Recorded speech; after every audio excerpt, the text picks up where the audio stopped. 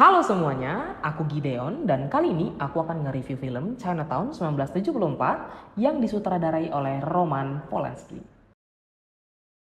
So what do you got?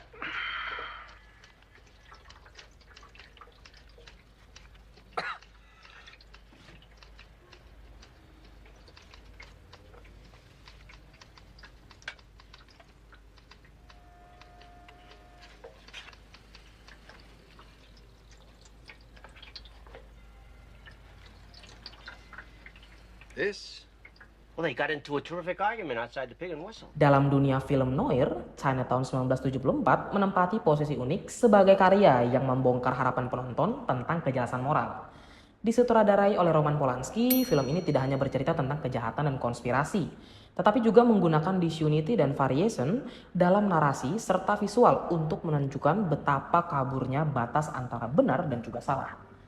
Dalam video ini kita akan membedah Chinatown dari berbagai sisi, tentunya dari segi karakter, setting, hingga pencahayaan untuk mengungkap bagaimana semuanya mendukung tema besar ketidakpastian moral di tengah korupsi sistemik. ¿Te gusta?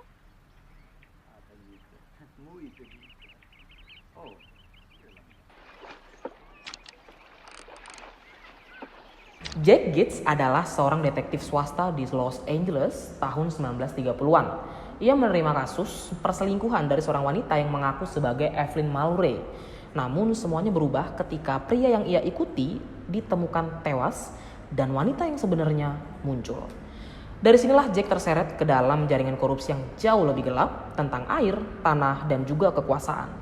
Meskipun alurnya linear, film ini mencerminkan atau memainkan disunity, peristiwa yang dimana peristiwa tak terduga itu terjadi seperti adanya pembunuhan atau pengkhianatan tanpa adanya peringatan yang membuat kita dan memaksa kita untuk terus bertanya-tanya.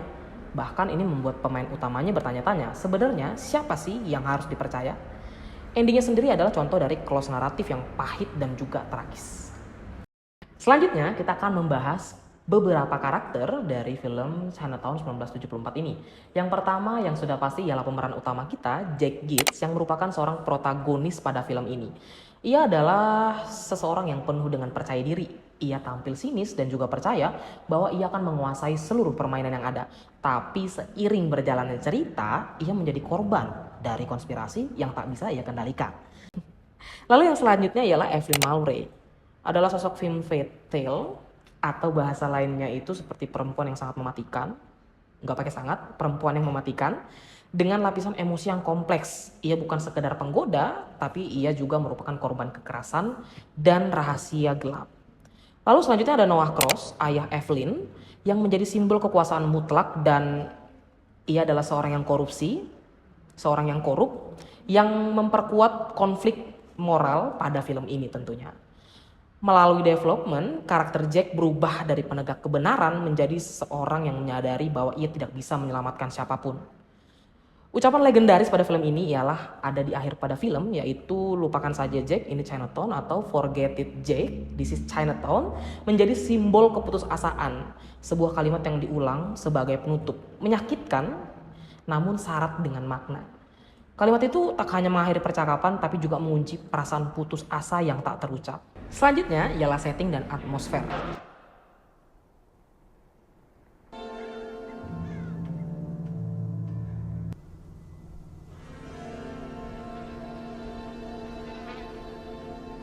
Setting tempat pada film ini ialah Los Angeles di tahun 1930-an.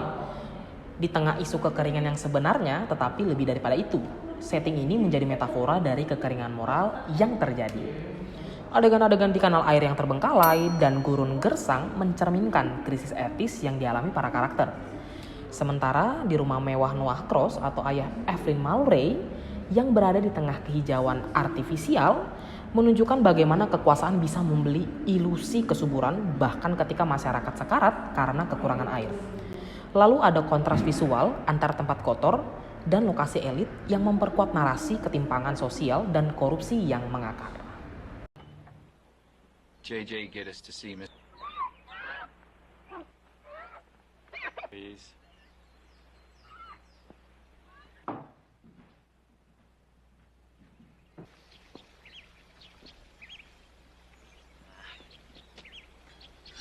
Sebagai film noir, Chinatown menggunakan pencahayaan low-key secara konsisten untuk menciptakan suasana misterius dan penuh ketegangan.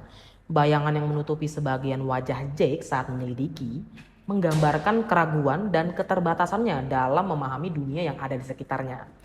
Warna-warna dominan seperti kuning dan juga coklat menciptakan kesan yang panas, kering, dan juga menyesakkan. Seolah-olah menegaskan dunia yang syarat dengan tipu daya dan juga konspirasi. Di akhir film, pencahayaan yang semakin gelap menggambarkan bahwa harapan sudah pudar. Semakin kita mendekati kebenaran, semakin buram visualnya. Selanjutnya ialah kostum dan representasi visual. Kostum dalam Chinatown tidak hanya berfungsi sebagai estetika, tapi juga sebagai simbol. Jake Gittes selalu memakai jas rapi yang menandakan profesinya. Tapi di akhir film, pakaiannya sudah berantakan, tercemar darah dan juga debu, yang menandakan kehancuran kontrol pada dirinya. Lalu, Evelyn memakai gaun klasik yang kontras dengan dunia sekitarnya. Ia mencoba mempertahankan martabat di tengah kekacauan yang ada. Kostum pada film ini memperkuat development karakter, sekaligus merefleksikan dunia yang semakin runtuh secara moral. Selanjutnya atau yang terakhir ialah genre dan juga konvensi film.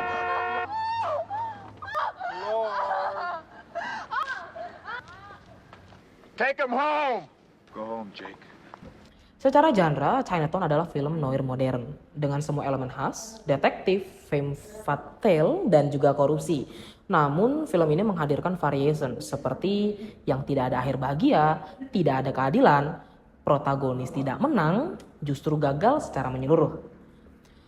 Inilah subversi dari konversi noir klasik yang dimana biasanya kebenaran meski pahit akan ditemukan. Namun, di film ini kebenarannya hanya membawa kehancuran. Chinatown menolak ilusi bahwa dunia bisa dipahami secara logis, dan itulah kekuatan tragisnya.